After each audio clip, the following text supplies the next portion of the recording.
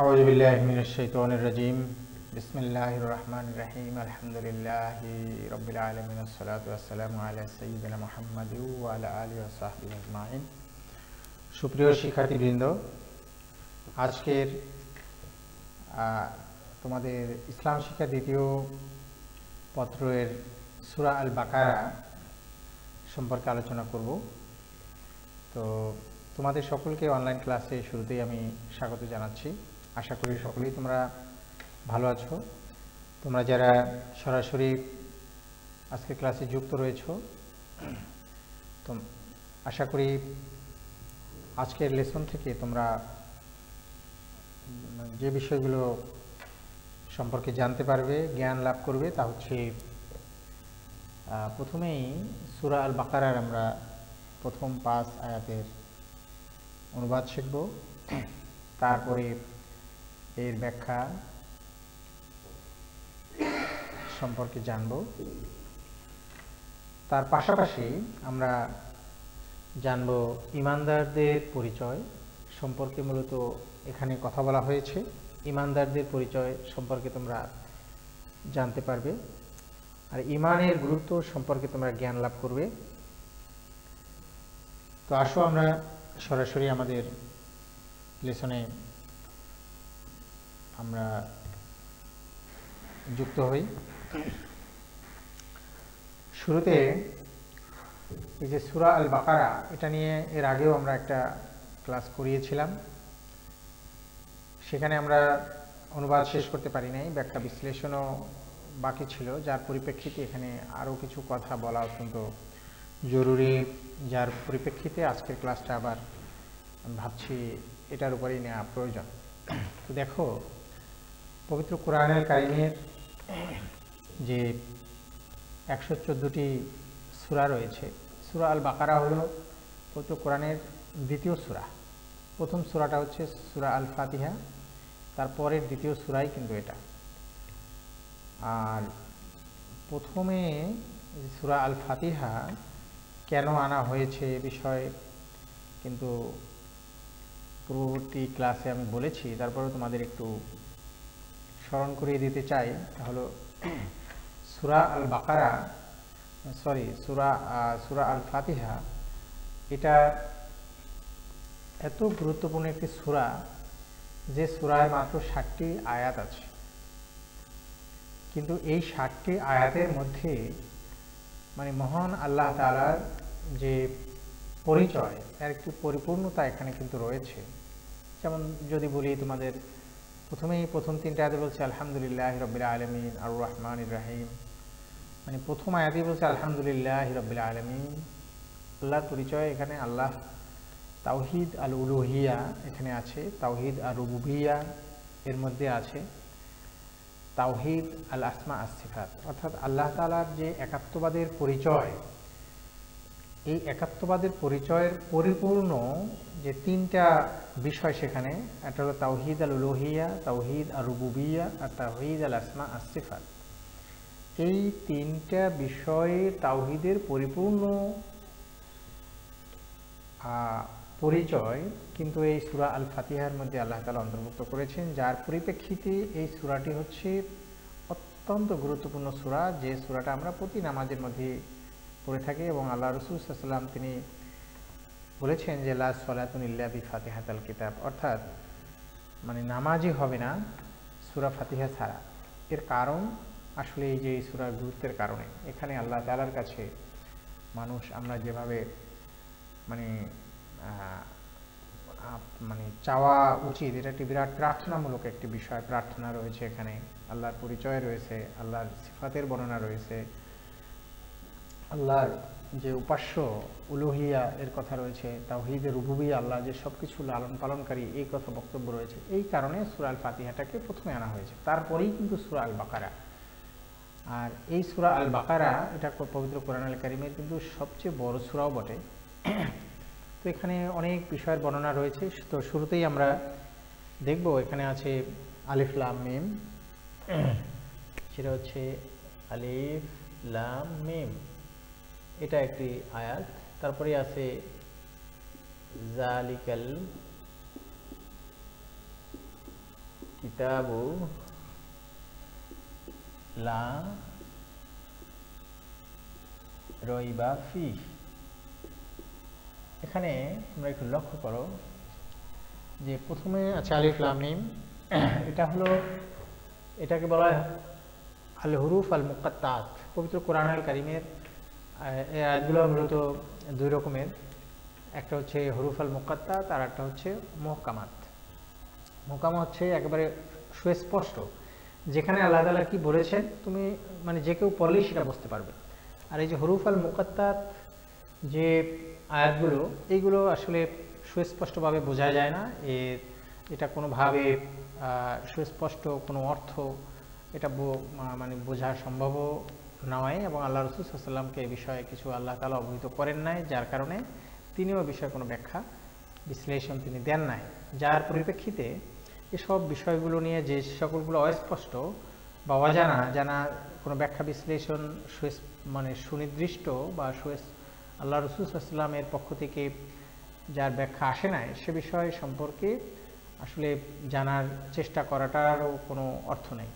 যেমন আলিফ লাম মিম, এটার অনুবাদ সরাসরি আলিফ লাম মিম, কারণ এটার কোনো ব্যাখ্যা আসলে নাই। এটা সাধারণত আলিফ একটি হরফ, তারপর লাম একটা হরফ, মিম একটা হরফ, কিন্তু কোনো তাফসীরকারকরা এ ব্যাপারে বিভিন্নভাবে ব্যাখ্যা করার চেষ্টা করেছেন যে আলিফে হচ্ছে আল্লাহ, লামে হচ্ছে জিবরাইল, আর মিমে হচ্ছে মুহাম্মদ। অর্থাৎ ওনারা বলতে চেয়েছেন একটা যুক্তি দিয়ে যে আল্লাহ তাআলার পক্ষ থেকে পবিত্র কোরআনুল কারীম জিবরাইল আলাইহিস সালামের মাধ্যমে মুহাম্মদ সাল্লাল্লাহু আলাইহি ওয়াসাল্লামের উপরে অবতীর্ণ হয়েছে, এটা দিয়ে তাই বোঝানো হয়েছে। কিন্তু আমরা সেসব মানে যেটা মানে বেরে আর্গুমেন্টেটিভ যে ইস্যুগুলো, আর্গুমেন্ট মানে যেটা হচ্ছে মানে বিতর্কিত, সুস্পষ্ট এবং কনক্রিট কোনো প্রমাণ নেই, সেসব বিষয়ের আমরা সেগুলো লিখবো না। আমরা লিখবো আলিফ লাম মিমের অর্থ আলিফ লাম মিম, এর অর্থ আল্লাহ ভালো জানেন।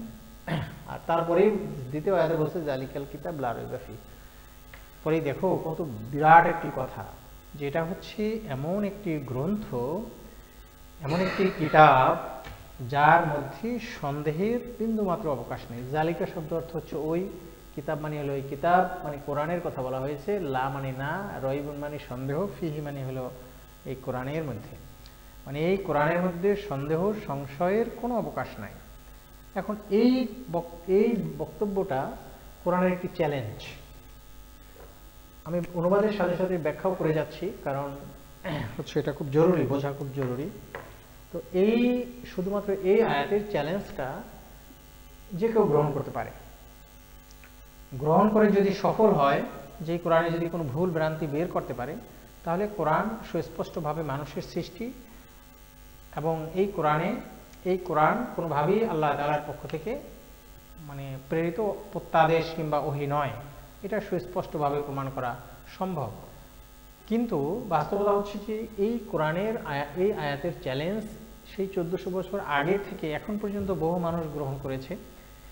এর মধ্যে মানে কত রকমের মানে ভুল, আমরা একটা সাধারণত একটা বাক্য লিখতে গেলেও তার মধ্যে তার শব্দ চয়নগত ভুল, তার গ্রামাটিক্যাল ভুল, তার হচ্ছে যেটাকে বলি আমরা ডিকশন মানে শব্দ চয়ন, তারপর হচ্ছে তার মানে বাক্য মানে সেন্টেন্সের যে অর্ডার, একটা মানে বাক্য গঠনের জন্য তার শব্দের যে অর্ডার মানে শৃঙ্খলা, কোনটার পর কোনটা বসবে, নাউন অ্যাডজেক্টিভ ভার্ব, এরকম আছে না, যে কোনো ভাষারই তো রয়েছে, সেটা সব ভাষারই আছে।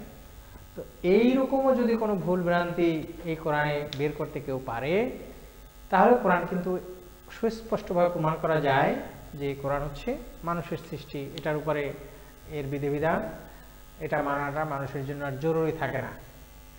আচ্ছা, এই হলো একটা। এরপরে এর মধ্যে কোরআনের মধ্যে প্রচুর বৈজ্ঞানিক বহু বক্তব্য রয়েছে, যেমন কিভাবে মানুষ সৃষ্টি করা হয়েছে এই ব্যাপারে বিস্তারিত বর্ণনা করা হয়েছে। তো এই মানুষ সৃষ্টি করা হয়েছে, এর একটা ধারাবাহিক যে গ্রাজুয়াল যে ডেভেলপমেন্ট অফ হিউম্যান বিং, এটার একটা বিস্তারিত বর্ণনা, মাতৃগর্ভ থেকে শুরু, মাতৃগর্ভে কিভাবে সন্তান বড় হয় এরও বিস্তারিত বর্ণনা রয়েছে। তারপর মহাকাশ নিয়ে বিস্তারিত কথা রয়েছে, পানিচক্র নিয়ে কথা রয়েছে, ভূগোল নিয়ে কথাবার্তা রয়েছে, ভূগোল পৃথিবীর আকার আকৃতি এই সকল বিষয় নিয়ে, এমনকি মহাবিশ্ব সৃষ্টি নিয়েও বিরাট বক্তব্য কিন্তু কোরআনে সুস্পষ্টভাবে রয়েছে।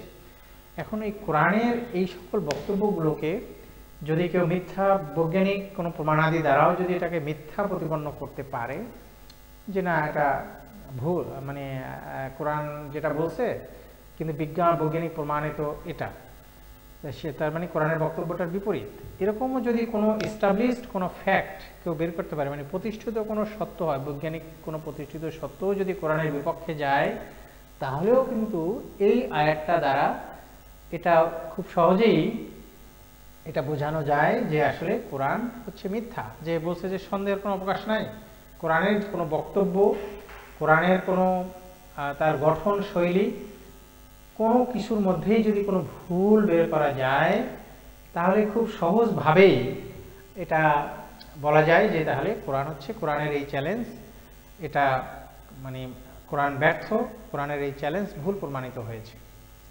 তাহলে কিন্তু এই 1400 বছর আগে থেকে এখন পর্যন্ত কিন্তু এ নিয়ে বিস্তর মানে গবেষণা হয়েছে, কোরআনের ভুল ভ্রান্তি ধরার জন্য বহু রকমের প্রচেষ্টা কিন্তু হয়েছে এবং এখনো হচ্ছে, কিন্তু অদ্যাবধি কেউ কিন্তু এই চ্যালেঞ্জ গ্রহণ করে সফল হতে পারে নাই।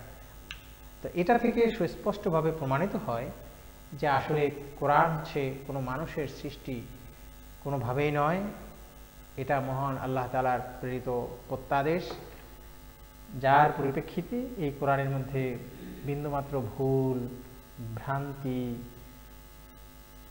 কোনো অসত্য কোনো ঘটনার বর্ণনা কিংবা অসত্য কোনো তথ্য এখানে নেই। তো এটা হচ্ছে একটা ব্যাপার। তাহলে বোঝা গেল কি যে আলিফ লাম মিম জালিকা, এই গ্রন্থের মধ্যে কোনো সন্দেহ সংশয়ের অবকাশ নেই। তারপরেই তৃতীয় আয়াত আল্লাহ বলছেন যে হুদাল্লিল মুত্তাকিন, হুদাল্লিল মুত্তাকিন, এটা বলেছে হুদাল্লিল মুত্তাকিন। আশ্চর্যজনক ব্যাপার, দেখো এরপরেই যে এই কোরআনের মধ্যে কোনো সন্দেহ সংশয় নাই, তারপরে আল্লাহ বললেন যে এই গ্রন্থ হুদা মানে হলো দিক নির্দেশনা, গাইডলাইন, সরাসরি কি দিক নির্দেশনা মানে হলো সংবিধান, আইন, যা কিছু আমরা বলি না কেন, হুদা মানে হেদায়েত, হেদায়েত মানে কি সোজা, মানে একবারে যে পথ মানে অনুসরণ করার দিক নির্দেশনা। কাদের জন্য বলছেন যে লিল মুত্তাকিন, মুত্তাকিন শব্দের অর্থ হচ্ছে যারা মানে আসলে আল্লাহকে বিশ্বাস করে, আল্লাহকে যারা ভয় করে। এখন এই আল্লাহকে যারা ভয় করে এটা বিশ্লেষণের দাবি রাখে, তাই তোমাদের কাছে আমি এটা একটু বলার চেষ্টা করি যে মুত্তাকিন শব্দ দ্বারা মূলত বোঝানো হয় ওই যারা আল্লাহতে বিশ্বাস করে যে একজন মহান কি আছে, একজন মহান অপারেটর রয়েছেন, একজন মহান ক্রিয়েটর রয়েছেন, মানে স্রষ্টা, একজন পরিচালক, একজন লালন পালনকারী, এবং এই মহাবিশ্বের একজন স্রষ্টা রয়েছেন। সব কিছু, কোনো কিছুই যে আসলে নিজে নিজে সৃষ্টি হতে পারে না, এই বিশ্বাস যারা করে, সেই সুপার পাওয়ার মহান আল্লাহ তাআলাকে যারা ভয় করে, তাদেরকে হলো এই কিতাব, এই আল কোরআন তাদেরকে কি করবে, সরল সঠিক পথ নির্দেশনা দেবে, যে পথ নির্দেশনার মাধ্যমে এর অনুসারীরা তারা দুনিয়ার জীবনে শান্তি এবং পরকালীন জীবনের অনেক কল্যাণ ও পুরস্কার প্রাপ্ত হবেন। তো এখন এই মুত্তাকিন এর কথা মানে ব্যাপারে বলা হয়েছে যে যারা আসলে সত্য এবং মিথ্যা, মানে আল্লাহ যে নির্দেশনা দিয়েছেন সেটা হচ্ছে সত্য, সেটা তো পূর্ববর্তী কথাই বলা হয়েছে জালিকাল কিতাবুল লা রাইবা ফীহি, এর মধ্যে সন্দেহ নাই, তাহলে সংশয় নেই, এটাই হচ্ছে মানে সরল সঠিক পথ আল্লাহ তাআলার পক্ষ থেকে। এখন এই সহজ সরল পথ এখানে বলা হয়েছে, কিছু নির্দেশনা আছে করার জন্য নির্দেশনা দিয়েছেন, যেটা তোমরা করো, যেমন কি তোমরা সালাত আদায় করো, তোমরা যাকাত দাও, তোমরা হালাল পথে উপার্জন করো, তোমরা পরোপকারী হও, তোমরা সত্যবাদী হও। আবার কিছু আছে মানুষকে নিষেধ করেছে। তো এরকম যে মানে করার জন্য যেটা নির্দেশ দিয়েছেন সেগুলো হলো কি, ওই যে এর তো তালিকা অনেক বড়, তো সব তো বলা সম্ভব না, অল্পের মধ্যে যা বললাম আর কি, যেগুলা একটা হলো কি করার জন্য সে স্পষ্ট নির্দেশনা দিয়েছেন, আর একটা হচ্ছে বিরত থাকার জন্য নিষেধ করেছেন যে এটা তোমরা করিও না। তো এইগুলা যারা মেনটেন করে চলে আল্লাহ তাআলার নির্দেশনা মোতাবেক, এদেরকে বলা হচ্ছে মুত্তাকি। যেটা নিষেধ করেছে সেটা থেকে তারা বিরত থাকে, আর যেটা নিষেধ করেছেন সেটা থেকে বিরত থাকেন, আর যেটা করার নির্দেশনা দিয়েছেন সেটা তারা মানে যথাযথ নিয়মে মেনে চলার চেষ্টা করেন। তো নিষেধ কি কোনগুলো করেছেন, যেমন তোমরা প্রথমে যদি ধরি, মা বাবার অবাধ্য হইও না, আল্লাহর সাথে শিরক করো না। শিরক মস্ত বড় গুনাহ। আল্লাহর সাথে শিরক করো না, অন্য কাউকে আল্লাহর সমকক্ষ বানাইও না। এটারও অনেক ব্যাখ্যা আছে। শিরক তো বিশাল ব্যাপার। আমাদের সমাজেই আসলে বড় সমস্যা হচ্ছে, মানুষ না জেনে মুসলিম মনে করে, নিজেদেরকে মুসলিম দাবি করে, কিন্তু জ্ঞানের অভাবে তারা অজান্তে প্রচুর শিরক আমরা প্রতিনিয়ত করছি। তো এই বিষয়ে আসলে আমাদের মানে জানা দরকার, খুব বেশি জানা দরকার যে কোনটা শিরক, কোনগুলো বেদাত, যেটা আল্লাহ নিষেধ করেছেন। শিরক হচ্ছে দুনিয়া এই মানে গুনার যে তালিকা রয়েছে এর মধ্যে সবচেয়ে বড় গুনাহ হচ্ছে শিরক। মানে এটাকে বলা হচ্ছে কবিরা গুনাহ। কবিরা সবচেয়ে বড় হচ্ছে আল্লাহর সাথে শিরক করা, আল্লাহর সাথে কাউকে সমকক্ষ করা, অন্যের উপাসনা করা, বা আল্লাহ ছাড়া অন্য কারো কাছে কোনো কিছু চাওয়া, এগুলো হচ্ছে শিরক। এগুলো আল্লাহ কখনো ক্ষমা করবেন না। দ্বিতীয় যে বৃহত্তর গুনাহটা রয়েছে তা হচ্ছে পিতামাতার অবাধ্য হওয়া। কত ভয়ঙ্কর বিষয়! পিতামাতার অবাধ্য হওয়া বিরাট গুনাহের কাজ। মানুষকে হত্যা করা, চুরি করা, ডাকাতি করা, জেনা করা, ব্যভিচার করা, এগুলো সব নিষিদ্ধ, হারাম।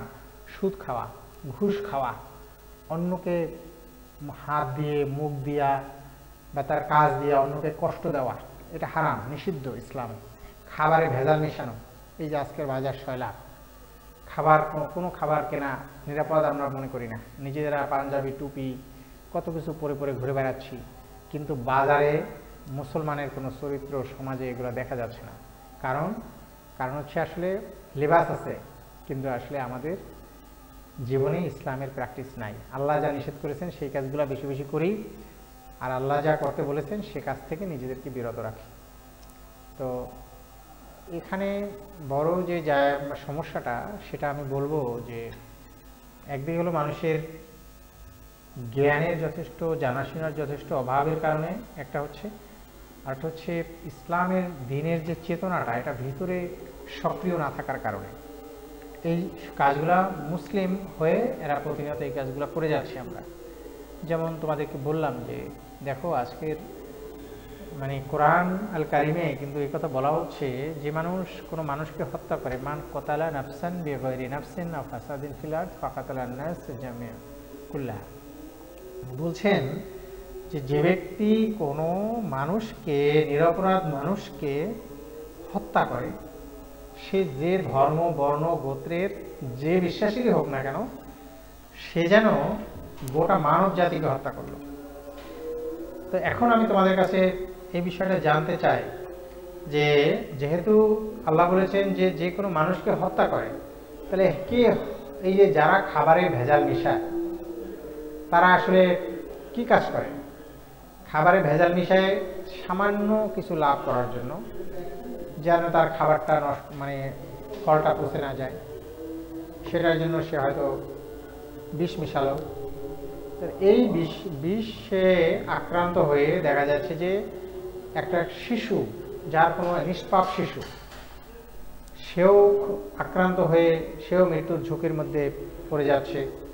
যারা প্রাপ্তবয়স্ক আছে তারাও এই ঝুঁকির মধ্যে পড়ে যাচ্ছে। তাহলে এরা আসলে কি করছে? এটা ধর্ম, বর্ণ নির্বিশেষে মূলত মানুষকে না জেনে কিংবা জেনে তারা এই মানুষকে হত্যার অপরাধী হয়ে যাচ্ছে। তো তাহলে এই যে খাবারে ভেজাল মেশালো সামান্য নিজের লাভের জন্য, কিন্তু সে অপরাধী হচ্ছে কিসে? গোটা মানব জাতিকে হত্যার অপরাধী হচ্ছে। সে আল্লাহ তাআলার কাছে কি জবাব দেবে?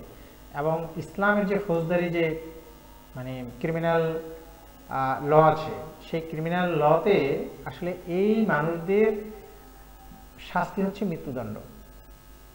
এদের শাস্তি কিন্তু মৃত্যুদণ্ড। কিন্তু আমাদের দেশে দেখো, আমাদের প্রচলিত আইনেও এরকম কিছু বিষয় আছে, কিন্তু যথাযথভাবে এই মানুষের মধ্যে সেই ইসলামের যে চেতনা, এটা সক্রিয় না থাকার কারণে কোনো আইন দ্বারা আসলে এটা সরকারও কোনোভাবে নিয়ন্ত্রণ করতে পারছে না।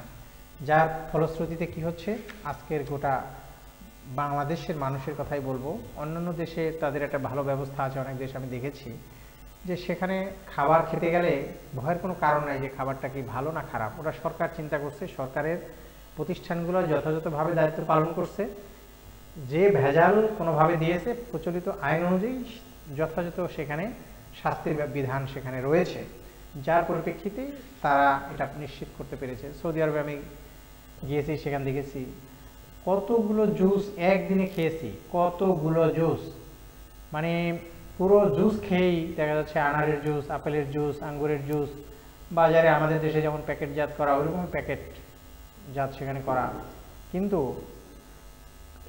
একটু সময়ের জন্য কখনো একটু ন্যূনতম গ্যাসের সৃষ্টিও হয় না। আর আমার দেশে একটা জুস কোনোভাবে খেলেই তারপরে পেট বুক সব জ্বালাতন শুরু হয়ে যায়। তো এই যে ব্যাপারগুলো, তো এখানে হচ্ছে কি, একটা হলো সমাজের যারা ব্যবসায়ী আছে, যারা মুসলিম শ্রেণী যারা আছে, তারা তো সত্যিকার অর্থে যদি ইসলামের চেতনা তাদের ভিতরে থাকতো, সে শুধু মানুষের কল্যাণের কথা চিন্তা করত, কত ভালো জিনিস মানুষকে খাওয়ানো যায় সে তো সেই চিন্তা করত। কিন্তু এখানে সেসব ব্যাপার অনুপস্থিত। দেখা যাচ্ছে পাঞ্জাবি টুপি পরে সে পুরো ভেজাল নিয়ে বসে আছে, মধু বিক্রি করে, কি সুন্দর লেবাস, দাড়ি টুপি পাঞ্জাবি পরে বিক্রি করতেছে, কিন্তু সেখানে দেখা যাচ্ছে মধুর কোনো অস্তিত্বই নাই, সব আর্টিফিশিয়ালি তারা বানাচ্ছে। কেন হচ্ছে এগুলো? আসলে আমাদের ভিতরে ইসলামের শিক্ষার যেমন বিরাট অভাব রয়েছে, পাশাপাশি রয়েছে যারা জানে তারাও আবার এগুলা ইসলামের প্রকৃত যে চেতনা সেটা আমাদের ভিতরে প্রবেশ করে নাই, সেটা আমরা উজ্জীবিত করতে পারি নাই, সক্রিয় করতে পারি নাই। এই সব কারণে আমাদের এই প্রবলেমগুলো ক্রিয়েট হচ্ছে। তো যাও, তো বলছিলাম এই হুদাল্লিল মুত্তাকিন হলো সেই ব্যক্তিরা যারা আল্লাহ যে সকল কাজ থেকে বিরত থাকতে বলেছেন সেটা থেকে বিরত থাকে, আর যেটা করার জন্য আদেশ দিয়েছেন সেই কাজগুলো তারা যথাযথ নিয়মে পালন করার চেষ্টা করে। এরা হচ্ছে মুত্তাকি। এদের জন্য গাইডলাইন হলো কোনটা? আল কোরআন। হুদাল লিল মুত্তাকিন, এটা আমাদের মুত্তাকিদের জন্য হচ্ছে গাইডলাইন। তারপরের আয়াতে আল্লাহ তাআলা কি বলেছেন, এবার মুত্তাকিদের কিছু পরিচয় এখানে আল্লাহ তাআলা বলেছেন। এই আয়াতে বলছে, আমি যে বক্তব্যগুলো দিলাম এগুলো অন্যান্য জায়গায় যে কথাগুলো বলা আছে তার আলোকে বললাম, কিন্তু এই আয়াতে মুত্তাকিদ সম্পর্কে আল্লাহ তাআলা বলেছেন, এক নম্বরে বলছেন আল্লাযীনা ইউমিনুনা বিল গায়ব, মানে যারা হচ্ছে পরকালে বিশ্বাস করে, এরা হচ্ছে মুত্তাকি। মানে এই দুনিয়ার পরে আর একটা জীবন আমাদের রয়েছে, এই ফিলসফিতে বিশ্বাস করতে হবে। তাহলে কি হবে, যে পরকালীন জীবনে বা পরকালীন জবাবদিহিতা বা পরকালীন যে আমাদের অসীম এক জীবন, এই বিশ্বাস যাদের হৃদয়ে আসলে রয়েছে, সেই মানুষগুলো কোনোভাবেই কোনো অন্যায় কাজ করতেই পারে না। সে যত একাকী হোক না কেন, যত নিবৃত্তি হোক না কেন, সে ওই যে জেনা করতে নিষেধ করেছে আল্লাহ, করবে না। সে ঘুষ খাইতে নিষেধ করেছে, খাবে না। মানুষকে সবসময় দায়িত্বশীল হতে বলেছে, কত সুন্দরভাবে কাজ করা যায় সেটা নির্দেশনা দিয়েছে, সে সবসময় অতি সুন্দরভাবে সে তার কাজ করবে। তোমরা যারা ছাত্রছাত্রী রয়েছ, তোমাদের ভিতরেও যদি এই চেতনা সত্যিকার অর্থে সক্রিয় থাকে, তাহলে তোমার কি দায়িত্ব রয়েছে? পড়াশোনা করা। This is your prime responsibility, this is your prime duty. তো তুমি যখন এটাকে ধারণ করবা যে পরকালে আমার প্রতিটা সময়ের জবাবদিহিতে আল্লাহর কাছে করতে হবে, আমাকে একজন যোগ্য মানুষ হিসাবে তৈরি করার জন্য আল্লাহ তাআলা দুনিয়াতে পাঠিয়েছেন, জ্ঞান অর্জনের জন্য সর্বাধিক গুরুত্ব আল্লাহ তাআলা দিয়েছেন, এবং সেই জ্ঞান অর্জন আমাকে যত বেশি করতে পারবো ততই আসলে আমি মানুষের কল্যাণ করতে পারবো, আল্লাহ তাআলার আরও কাছাকাছি যেতে পারবো, নিজের এবং পরিবারের, সমাজের, রাষ্ট্রের সকলের জন্য তত কল্যাণকর ভূমিকা রাখতে পারবো। তত তোমরাও দেখবা যে তাহলে সেই পরকালীন বিশ্বাসের থেকে, এই আল্লাহ তাআলার উপর বিশ্বাস থেকে তোমরাও তোমাদের লেখাপড়ার প্রতি যেমন মনোযোগী হবা, তেমন হবা সব ক্ষেত্রে খুব দায়িত্বশীল একজন মানুষ তোমরা হতে পারবা। তারপর ওয়াকিমুস সালাহ, তারপরে মুত্তাকিদের আরেকটি কথা বলেছি, তারা হচ্ছে যারা সালাত আদায় করে, সালাত প্রতিষ্ঠা করে। আর সালাত হচ্ছে অত্যন্ত গুরুত্বপূর্ণ একটি ইবাদত, ইমানের পরেই যার স্থান। হ্যাঁ, তারপরে মিম্মা রাযাকনাহুম ইউনফিকুন, এরপরে হচ্ছে তারা আল্লাহর পথে কি করে, ব্যয় করে, এবং সেই ব্যয়টা কোথায় করবে সে ব্যাপারেও সুস্পষ্ট কিন্তু কোরআনে বক্তব্য রয়েছে। যা আমরা উপার্জন করি, আমরা যখন যোগ্য মানুষ হিসাবে আমরা গড়ে উঠবো, তখন কিন্তু আসলে আমাদের কি হবে, আয় রোজগার হবে, সেটা থেকে ব্যয় করব। কোথায় ব্যয় করব? প্রথম হচ্ছে বাবা মায়ের জন্য ব্যয় করব, নিজের পরিবার পরিজনের জন্য ব্যয় করব, বাবা মায়ের জন্য ব্যয় করব, তারপর আপনজন, আত্মীয় স্বজন, ভাই বোন যারা অসুবিধায় থাকবে বা যাদেরকে এখন কি দরকার, তাদের পিছনে ইনভেস্ট করা দরকার, কাজ, লেখাপড়া কিংবা অন্যান্য যেসব বিষয়গুলো আছে সেখানে আমরা ব্যয় করব।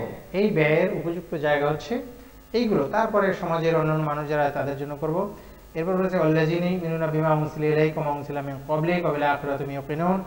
এরপরে বলছে যে যারা বিশ্বাস স্থাপন করে এই কিতাবের উপরে, যেটা আল্লাহর পক্ষ থেকে এসেছে, এই কিতাব যেটা ইতিমধ্যে আলোচনা করেছি।